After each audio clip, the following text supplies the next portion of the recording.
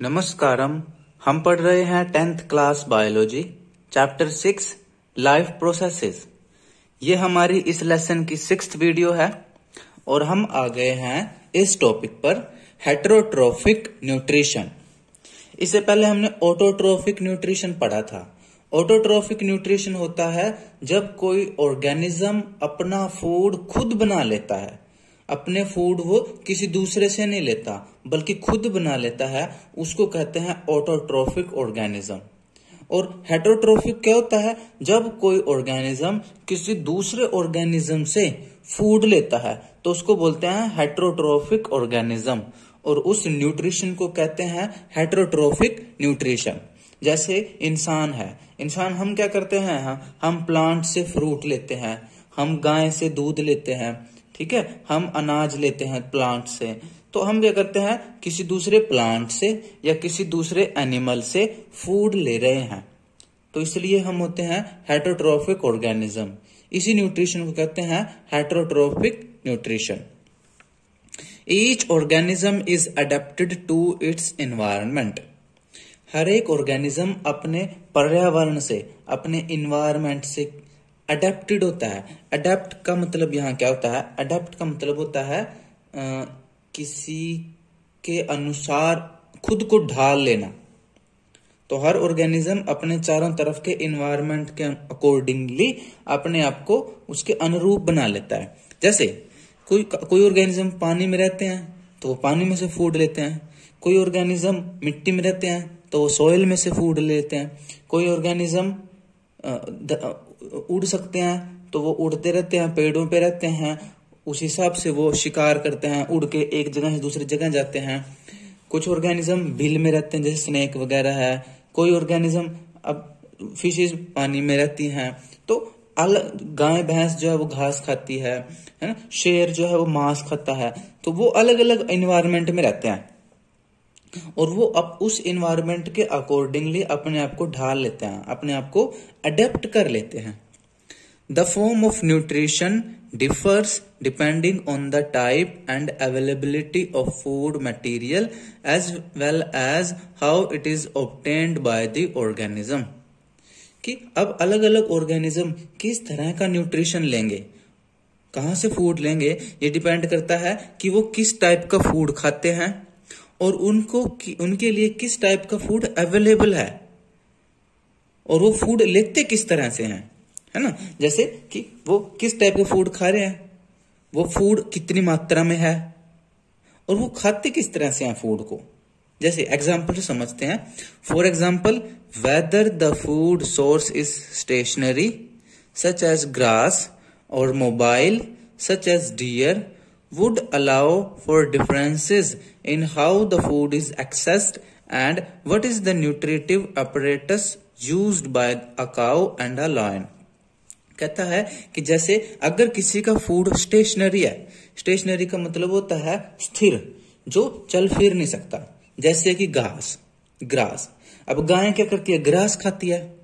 अब गाय तो चल फिर सकती है लेकिन ग्रास नहीं चल सकता, वो एक ही जगह पर रहता है। गाय आएगी, घास खाएगी, चली जाएगी, लेकिन घास वहां से हिल नहीं सकता, है ना। ऐसा नहीं है भी घास कहेगी अरे मेरे पत्ते खा जाएगी ये और वो चल के भाग जाए वहां से, ऐसा नहीं है वो कर सकता। तो वो क्या है? गाय का फूड ग्रास है और ग्रास क्या है? स्टेशनरी है। और कुछ फूड मोबाइल होते हैं। मोबाइल मतलब यहाँ पर देखो, एक तो मोबाइल है जो अभी आप शायद आप मेरी वीडियो अगर यूट्यूब पर देख रहे हैं, शायद आप मोबाइल में देख रहे होंगे। एक तो मोबाइल वो होता है। यहाँ पर मोबाइल का मतलब है जो मूव कर सके, गतिशील। जैसे कि शेर क्या करता है? हिरण को खाता है, डियर को खाता है। अब हिरण क्या है? मोबाइल है। ऐसा नहीं है कि भी शेर आ रहा है तो हिरण कहेगी चल आजा भाई खा लेता हूं, तेरा फूड हूं मैं। नहीं, हिरण अपने आप को बचाने की कोशिश करती है, दौड़ती है ना, छिपने की कोशिश करती है। तो शेर उसके पीछे भागता है, दौड़ता है, उसको पकड़ता है, फिर मार के खा जाता है। तो यहां पर जो शेर का फूड जो डियर है वो क्या है? मोबाइल है। अब क्या है? इसलिए गाय क्या करती है? अलग हिसाब से खाना खा रही है, शेर अलग हिसाब से प्रिपेयर करता है। जब गाय सुबह से निकलती है मान लो घास खाने के लिए, तो उसको घास ढूंढना होता है भी हाँ घास कहाँ पर है। अब उसको घास दिख गया तो वो जाके वहां से खा लेती है, क्योंकि उसको दौड़ना नहीं पड़ता भी घास के पीछे दौड़ना है मेरे को, बस हाँ कि ये पता होना चाहिए घास कहाँ मिलेगा, बस जाके खाना है उसको। लेकिन शेर को क्या है, शेर को ढूंढना पड़ता है कि हिरण कहाँ पर है, और अगर दूर से उसको हिरण दिख जाए या उसकी खुशबू उसको वो फील कर पाए कि आसपास कोई हिरण है, फिर उसको ढूंढना पड़ता है, और फिर ढूंढने के बाद फिर बड़ा मेहनत करके, बड़ा दिमाग लगा के उस हिरण का शिकार करना पड़ता है। तो शेर को अलग हिसाब से भाग दौड़ करनी पड़ती है। तो इस तरह से गाय और शेर अलग अलग फूड खा रही हैं और अलग तरह से खा रही हैं, उनका फूड अलग है, अलग तरह से अवेलेबल है। अब ग्रास का तो क्या है, अगर गाय का मन किया कि घास खाते खाते कि चलो पानी पियाते हूँ फिर आके खा लूंगी घास, तो घास क्या है वहीं रहता है, वो तो हिलता डुलता नहीं है।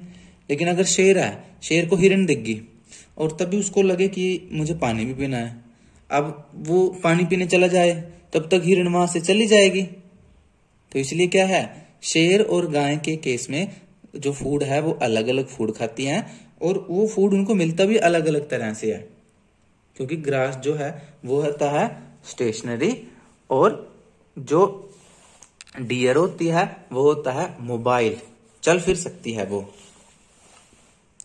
There is a range of strategies by which the food is taken in and used by the organism. Strategy का मतलब होता है योजना, कोई काम करने के लिए जो हम प्लान बनाते हैं उसको बोलते हैं स्ट्रेटजी।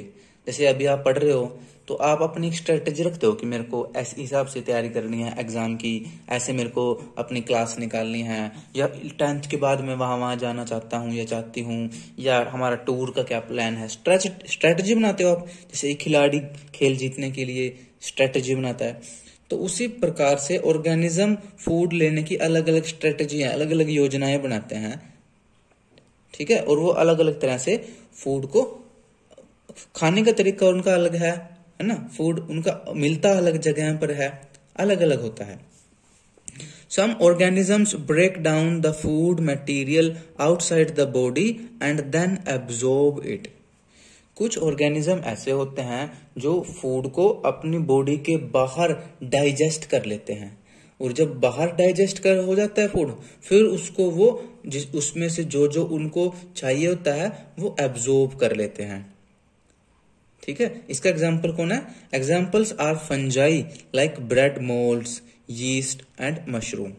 इसका एग्जाम्पल फंजाई है। फंजाई क्या करती है, फंगस कहते हैं इसको, या जो फंजाई है ये क्या करती है, फूड को अपनी बॉडी से बाहर ही डाइजेस्ट कर लेते हैं। जैसे हम क्या करते हैं, खाने को अपने पेट में लेके जाते हैं, फिर पेट के अंदर डाइजेस्ट करते हैं, लेकिन फंजाई क्या करती है, खाने को अपनी बॉडी के बाहर ही डाइजेस्ट कर लेती है। क्या करती है, वो अपने अंदर से कुछ केमिकल्स, कुछ एंजाइम बाहर फूड के ऊपर सीक्रेट कर देती है। अब वो फूड क्या है, डाइजेस्ट हो जाता है, और डाइजेस्ट होने के बाद फिर उस फूड में से जो भी न्यूट्रिएंट्स उसको चाहिए वो एब्जॉर्ब कर लेती है। फंजाई क्या है, अलग अलग एग्जांपल हैं, देखो यीस्ट ये फंजाई होती है, ब्रेड मोल्ड्स ये भी फंजाई होती है, और मशरूम की तो सब्जी भी हम खाते हैं, ये भी फंजाई है। तीनों फंजाई हैं, और सब तीनों क्या है, बॉडी से बाहर फूड को डाइजेस्ट करती हैं। इनको सेप्रोफाइट भी कहते हैं। जो ये फंजाई है जो अपना फूड अपनी बॉडी के बाहर डाइजेस्ट करती है, इनको सेप्रोफाइट भी कहते हैं। ये इसको बोलते हैं सेप्रोट्रोफिक न्यूट्रिशन भी कह देते हैं। Others take in whole material and break it down inside their bodies. जो दूसरे ऑर्गेनिज्म हैं वो क्या करते हैं, फूड को अपनी बॉडी के अंदर लेके जाते हैं और अपनी बॉडी के अंदर उस फूड को डाइजेस्ट करते हैं। जैसे कि ह्यूमन है ना, दूसरे एनिमल है, काऊ भी है, घास को अपने पेट के अंदर लेके जाती है। शेर है वो भी क्या करता है, जो मांस खाता है वो मांस उसके पेट में जाता है।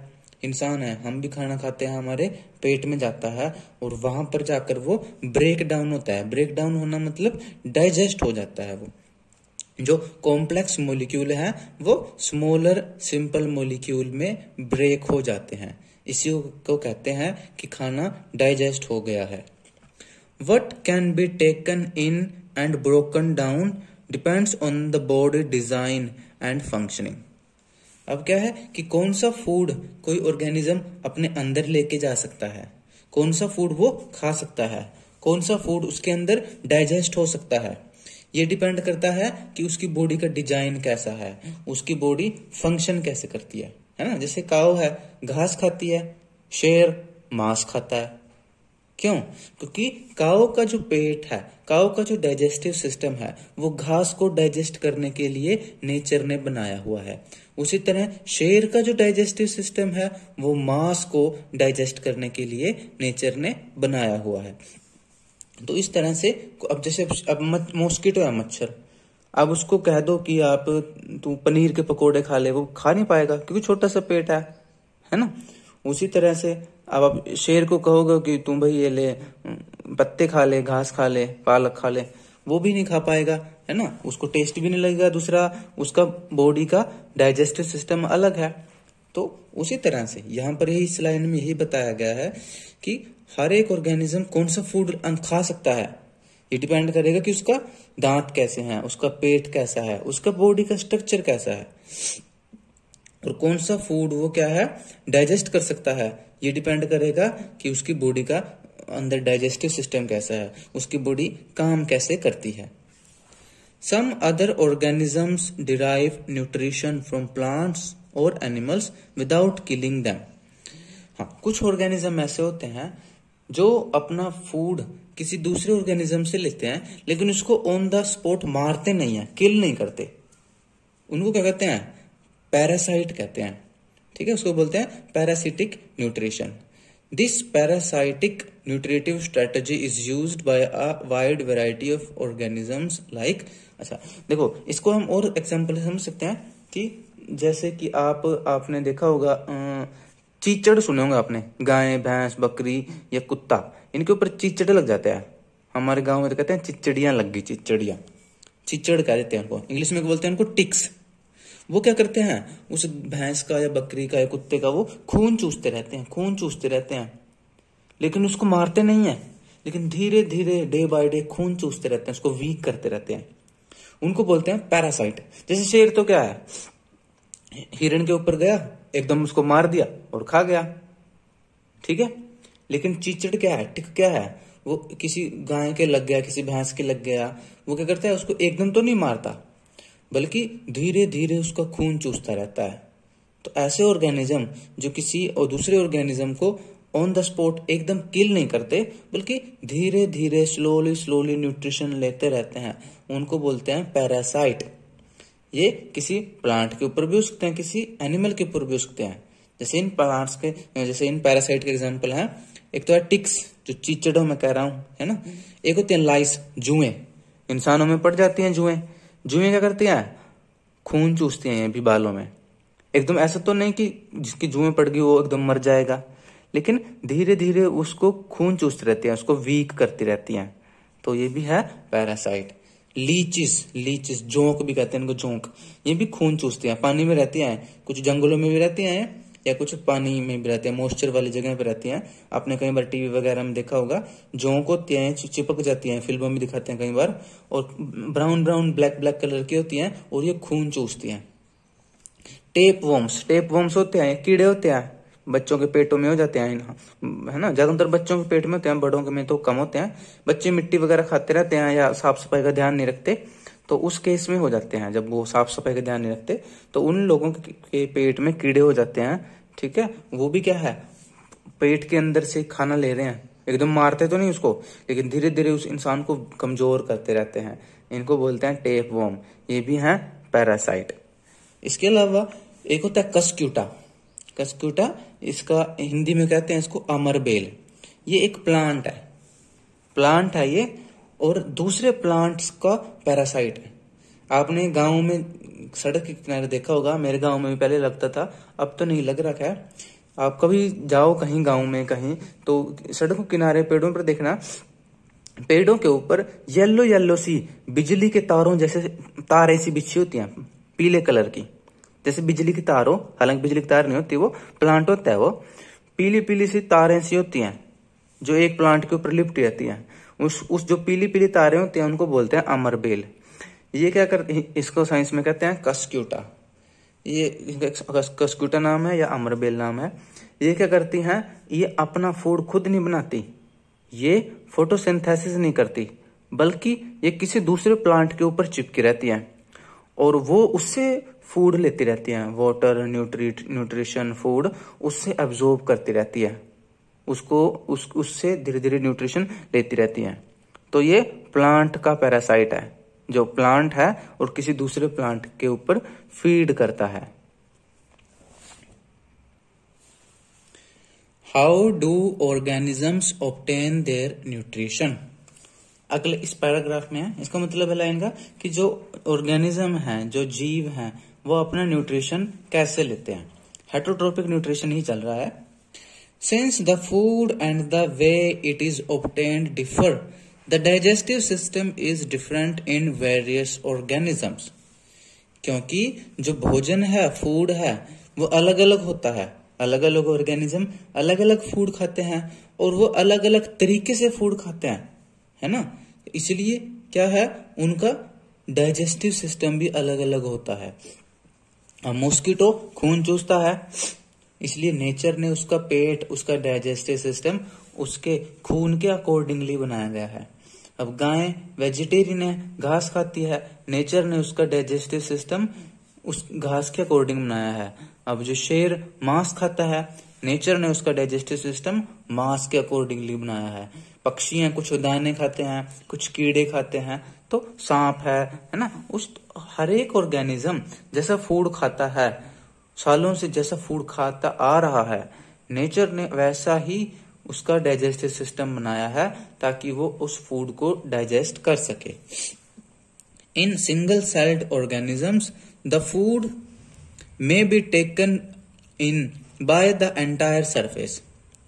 जो सिंगल सेल्ड ऑर्गेनिज्म यानी ऐसा जीव जिनका पूरा शरीर सिर्फ एक कोशिका से मिलकर बना हो, वो क्या करते हैं, पूरे बॉडी के सरफेस से ही वो फूड लेते हैं। यानी कि क्या क्या कहना चाह रहे हो, देखो जो सिंगल सेल्ड ऑर्गेनिज्म होते हैं, वो मान लो ये एक सिंगल सेल्ड ऑर्गेनिज्म है, ये मान लो एक सेल है और ये कोई बैक्टीरिया है या कोई भी माइक्रोब है, ये इसका न्यूक्लियस है। तो इसके बाहर क्या है, यहाँ सारा ये इन्वायरमेंट है, वाटर वगैरह है, सॉइल वगैरह है। तो यहाँ पर जो फूड होता है, ये सारा इन्वायरमेंट इसके टच में है सेल के, तो ये सरफेस से ले सकता है, इधर से भी फूड ले सकता है या इधर से भी ले सकता है, इधर से भी ले सकता है या इधर से, या वाटर लेना है मान लो इधर से ले सकता है, इधर से ले सकता है, इधर से ले सकता है। तो इस लाइन में यही समझाया गया है कि जो सिंगल सेल्ड ऑर्गेनिज्म है, वो अपनी बॉडी के एंटायर सरफेस में से फूड एब्जॉर्ब कर सकते हैं। But as the complexity of the organism increases, different parts become specialized to perform different functions. लेकिन जैसे जैसे ही कॉम्प्लेक्स ऑर्गेनिज्म आते हैं, जैसे बड़े बड़े ऑर्गेनिज्म आते हैं, मल्टी सेलुलर ऑर्गेनिज्म आते हैं अलग अलग टाइप के, तो उनके अंदर क्या है, स्पेशल ऑर्गन होते हैं। जैसे इंसान में देख लो, खाना को पकड़ने के लिए हाथ है, चबाने के लिए मुंह है, दांत है, जीभ है, फिर small intestine, stomach, large intestine, glands, rectum, बहुत सारी चीजें हैं, है ना। गाय भैंस में अलग देखो, हाथी में देखो सूंड भी होती है, वो खाना पकड़ने के लिए, फिर दांत चबाता है, हाथी के दांत चबाने वाले अलग होते हैं, बाहर दिखाने वाले अलग होते हैं। ऐसे फिशेज में देखो दांत अलग टाइप के होते हैं, फूड अलग से खाती हैं। तो इस तरह आप देखो, मॉस्किटो में देखो दांत वो होता है खून चूसने के लिए, उसके पास एक इंजेक्शन से जैसा होता है, प्रोबोसिस कहते हैं उसको, जो स्किन में घुसा देता है इंजेक्शन की सुई की तरह और खून चूस लेता है। तो क्या है कि जो कॉम्प्लेक्स ऑर्गेनिज्म हैं, उनके अंदर फूड को खाने के लिए अलग अलग स्पेशल टाइप के ऑर्गन प्रेजेंट होते हैं। For example, amoeba takes in food using temporary finger like extensions of the cell surface which fuse over the food particle, forming a food vacuole. Figure 6.5। देखो यहाँ 6.5 में अमीबा कैसे फूड लेता है वो समझाया गया है। हालांकि अमीबा भी क्या है, एक यूनिसेलुलर ऑर्गेनिज्म है। तो देखिए ये फूड कैसे लेता है, ये फूड पार्टिकल है, ठीक है, ये न्यूक्लियस है, ये अमीबा है। अमीबा की देखो शेप इरेगुलर शेप होती है, कोई रेगुलर शेप नहीं होती। तो इस फूड पार्टिकल के पास देखो इस तरफ से एक हाथ से बनने शुरू हो जाते हैं, ऐसे ऐसे, और थोड़ी देर बाद ये पूरा उसको ढक लेते हैं, पूरा कवर कर लेते हैं। इनको बोलते हैं स्यूडोपोडिया। पोडिया का मतलब होता है फुट, पैर लाइक स्ट्रक्चर। स्यूडो मतलब होता है झूठ, यानी ये नकली के पैर हैं एक तरह से, क्योंकि पैर तो नहीं है, ना हड्डी है ना अंगुलियां हैं, ऐसा कुछ नहीं है, लेकिन पैरों का या हाथों का काम कर रहे हैं ये, ठीक है, इसलिए इनको बोलते हैं स्यूडोपोडिया। चलने का काम भी करते हैं, इसलिए पोडिया वहां से वर्ड आया कि पैरों का काम कर रहे हैं। स्यूडोपोडिया चलने का काम करते हैं ये। दूसरा ये फूड को कैप्चर करने का काम करते हैं। अब फूड पार्टिकल को अंदर ले गए, फूड पार्टिकल अंदर डाइजेस्ट हो जाता है, और जो वेस्ट मटेरियल बचता है उसको ये सरफेस के जरिए ही बाहर निकाल देता है अमीबा। तो इनको क्या बोलते हैं? स्यूडोपोडिया, फॉल्स फीट, यानी कि नकली के पैर। इनसाइड द फूड वैक्यूल, देखो ये फूड अंदर लेके चला गया, ये गोला सा बना लिया जो, इसको कहते हैं food vacuole. Inside the food vacuole, complex substances are broken down into simpler ones, which then diffuse into the cytoplasm. कि फूड वैक्यूल के अंदर जो कॉम्प्लेक्स फूड होता है, कॉम्प्लेक्स सब्सटेंसेस होते हैं, वो डाइजेस्ट हो जाते हैं, ब्रोकन डाउन हो जाते हैं, यानी कि वो छोटे छोटे सिंपल पार्टिकल्स में टूट जाते हैं, और वो पार्टिकल्स वो फूड फिर कहाँ चले जाता है? साइटोप्लाज्म में। साइटोप्लाज्म क्या है? ये वाला बाहर वाला जो हिस्सा है, न्यूक्लियस की जो बाहर का हिस्सा जो ये है ना, ये वाला दाने दाने से वाला, इसको साइटोप्लाज्म कहते हैं। तो फूड वैक्यूल के अंदर से जो फूड डाइजेस्ट हो गया है, जिसकी अमीबा को जरूरत है, फायदेमंद है, वो फूड वैक्यूल के अंदर से निकल करके यहाँ ऐसे साइटोप्लाज्म में आ जाता है, और अमीबा उसको अपनी ग्रोथ के लिए यूज कर लेता है। The remaining undigested material is moved to the surface of the cell and thrown out. अब इस फूड वैक्यूल में क्या है? जो भी खाने का जो यूजफुल सामान था वो तो साइटोप्लाज्म में चला जाता है, बाकी जो डाइजेस्ट नहीं हुआ, ये जो वेस्ट है, वो उसी के अंदर रह जाता है, और धीरे धीरे ये फूड वैक्यूल किनारे पे आता है, और वहां से वेस्ट बाहर निकल जाता है सारा इन्वायरमेंट के अंदर। इन paramecium, which is also a unicellular organism, the cell has a definite shape and food is taken at a specific spot. देखिए अमीबा में तो डेफिनेट शेप नहीं थी, इरेगुलर शेप थी। इसी तरह एक ऑर्गेनिज्म होता है पैरामीशियम, ये भी यूनिसेलुलर ऑर्गेनिज्म है, लेकिन थोड़ा सा एडवांस है, इसकी एक डेफिनेट शेप होती है। तो ये क्या करता है? एक स्पेशल जगह से खाना अंदर लेके जाता है, और एक फूड को, स्पेशल वेस्ट को स्पेशल जगह से ही बाहर निकालता है। देखिए पैरामीशियम कैसा होता है? कुछ कुछ ऐसा होता है, इसकी ना जो शेप होती है वो एक चप्पल जैसी होती है, इसलिए इसको स्लीपर सेल भी कहते हैं। कैसा होता है? कुछ कुछ ऐसा होता है,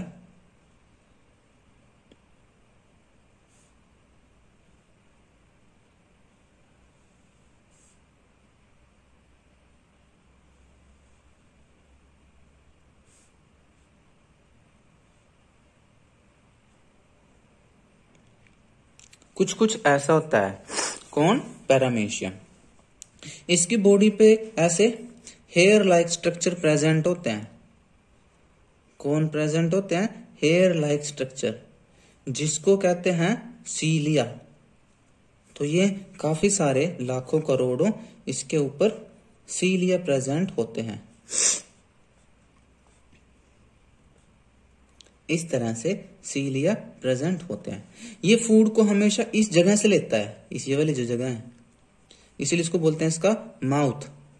और जो वेस्ट मटेरियल वो यहां से निकलता है उसको बोलते हैं एनस। तो इस तरह पैरामीशियम क्या है? हालांकि यूनिसेलुलर ऑर्गेनिज्म है, लेकिन इसके पास एक डेफिनेट शेप होती है, माउथ होता है, एनस होता है, और खाने को नहीं, सीलिया ऐसे खाने को अंदर धकेलते हैं। मान लो यहाँ पर फूड आ गया कोई ऐसे, तो ये सीलिया क्या है? उसको ऐसे अंदर धकेलते रहते हैं। तो ये सीलिया इस खाने को माउथ के अंदर धकेलने में हेल्प करते हैं। तो देखो उसमें यही लिख रखा है, जो यहां से पढ़ते हैं, देखो the cell has a definite shape and food is taken at a specific spot. कि पैरामीशियम की एक निश्चित आकार होता है, शेप होती है, और फूड जो है वो एक स्पेशल जगह से अंदर जाता है, जिसको माउथ कहते हैं। Food is moved to this spot by the movement of cilia which cover the entire surface of the cell. कि पूरे एंटायर सरफेस, सेल के पूरे बॉडी पर, सेल के पूरे सरफेस पर सीलिया प्रेजेंट होते हैं। ये सीलिया क्या करते हैं, फूड को अंदर धकेलने का काम करते हैं। जैसे ऐसे हाथ से अंदर धकेलने का काम करते हैं, फूड को माउथ के अंदर धकेलने का काम करते हैं। तो ये था हमारा आज का टॉपिक। क्या आपको समझ आया है आज का टॉपिक? मैं रिक्वेस्ट करता हूं कि आप इस टॉपिक को अपनी एनसीईआरटी बुक से जरूर पढ़िएगा। इसके अलावा एक रिक्वेस्ट और करता हूं कि आप अपने घर की छत पर या आप किसी भी एक जगह पर पक्षियों के लिए पानी व दाना जरूर रखें। मिलेंगे अगली क्लास में अगले टॉपिक के साथ। तब तक के लिए stay healthy, study joyfully and नमस्कारम।